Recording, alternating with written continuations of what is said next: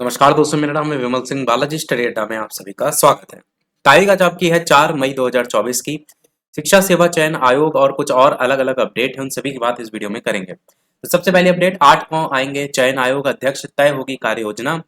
प्रयागराज से न्यूज है जिसमें बताया गया है कि प्राथमिक से लेकर एडेड उच्च माध्यमिक शिक्षण संस्थानों तक में शिक्षक भर्ती के लिए जो गठित किया गया उत्तर प्रदेश शिक्षा सेवा चयन आयोग है, उसमें जो कार्यवाहक अध्यक्ष हैं और उच्च शिक्षा के प्रमुख सचिव एमपी अग्रवाल हैं, वो पहली बार 8 मई को जो है वो आएंगे। वो 11 बजे तक सभी सदस्य और अधिकारियों के साथ बैठक करके आयोग की आगे की जो कार्य योजना है उस पर विमर्श करेंगे। इसके बाद दोपहर 2 बजे उच्च शिक्षा निदेशालय पहुंचकर निरीक्षण करेंगे और अधिकारियों के साथ बैठक करके अलग अलग बिंदुओं पर वार्ता करेंगे। शाम 5 बजे फिर वो लखनऊ लौट जाएंगे। कार्यवाहक जो अध्यक्ष है लखनऊ में आयोग के सभी सदस्यों से मिल चुके हैं, लेकिन पहली बार प्रयागराज में एलनगंज स्थित आयोग के कार्यालय में उनके साथ पहली बैठक जो है वो देखने को मिलेगी।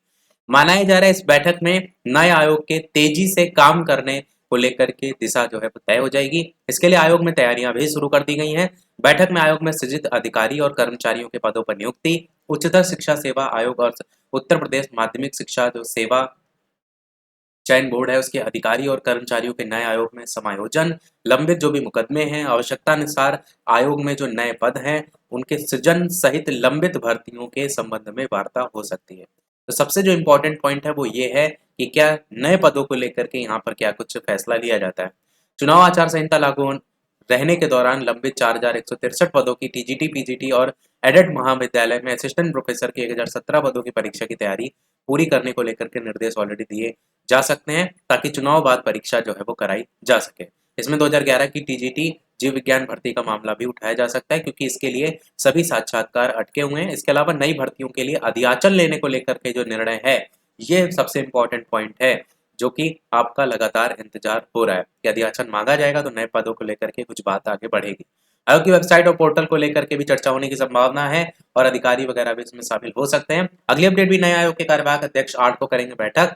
अध्यक्ष और प्रमुख सचिव उच्च शिक्षा पहली बार पहुंचेंगे नए आयोग। उनसे पहले 7 मई को विशेष सचिव ब्रजेश कुमार त्यागी जो है वो वहां पर आएंगे और बाकी लगभग वही सारी चीजें यहाँ पर लिखी गई। कुछ चीजें नहीं है कि फ्लाइट से लखनऊ लौट आएंगे और ये सारी बातें, जो कि ऐसा कुछ खास बात यहाँ पर नहीं है। बाकी अगली अपडेट आपकी 8 मई को गुलजार हो जाएगा नवगठित शिक्षा सेवा चयन आयोग। एक सप्ताह में पूरी हो जाएगी 2 बड़ी भर्तियों की आवेदन प्रक्रिया। इसमें एसएससी की सीएचएसएल भर्ती को लेकर के 7 मई तक आवेदन होंगे, उसकी बात भी यहाँ पर की गई है। आगे बात करते हैं अगली अपडेट की। माध्यमिक स्कूलों में गर्मी में 1 घंटा और पढ़ाई, गर्मी में और 1 घंटा पढ़ाई, इस प्रकार से न्यूज है, जिसमें जो माध्यमिक स्कूल है और 1 घंटे पढ़ाई होगी। राष्ट्रीय शिक्षा नीति के परिप्रेक्ष्य में शिक्षण की जो न्यूनतम अवधि है वो सुनिश्चित करने के उद्देश्य से बदलाव किया जा रहा है। इसके लिए जो संशोधन किया गया है उसमें शुक्रवार को महानिदेशक की नई समय सारणी भेजी है, जिसमें 1 अप्रैल से 30 सितंबर तक सुबह 7:30 से 12:30 बजे तक और 1 अक्टूबर से 31 मार्च तक 8:50 से 2:30 बजे तक स्कूलों की टाइमिंग निर्धारित थी।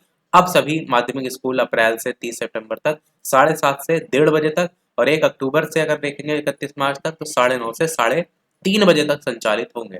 तो उत्तर प्रदेश में भी अब ये समय बदलाव आपको देखने को मिल रहा है, जिसमें 220 शिक्षण दिवस में न्यूनतम 1200 घंटे पढ़ाई की बात यहाँ पर की गई है।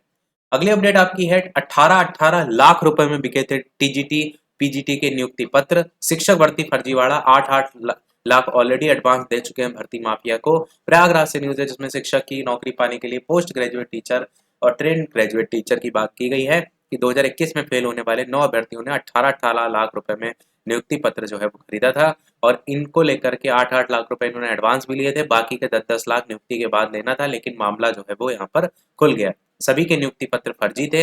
इनके खिलाफ 29 अप्रैल को कानपुर के अंतर्गत मुकदमा भी दर्ज जो है वो किया गया है। तो ऐसे ऐसी चीजें हैं, बच के आपको रहना है। अगली अपडेट है लेखपालों ने आय जाति निवास प्रमाण पत्रों के सत्यापन का जो काम है वो रोक दिया है। भुगतान नहीं होने पर शुरू किया आंदोलन। 5000 आवेदन लंबित होने का इस समय दावा जो है वो किया जा रहा है। और अगली अपडेट है बुलंदशहर जो है उसमें भी शिक्षक भर्ती फर्जीवाड़े की जांच को लेकर के यहाँ पर बात की जा रही है। शिक्षक भर्ती घोटाले में वैसे कानपुर में निकला ही था, इसी प्रकार कानपुर के अलावा अलग अलग जगह पर भी इसी प्रकार से जो यहाँ पर जांच है वो चल रही है। और लास्ट अपडेट, बीएड संयुक्त प्रवेश परीक्षा दे सकेंगे 3 शहरों का विकल्प।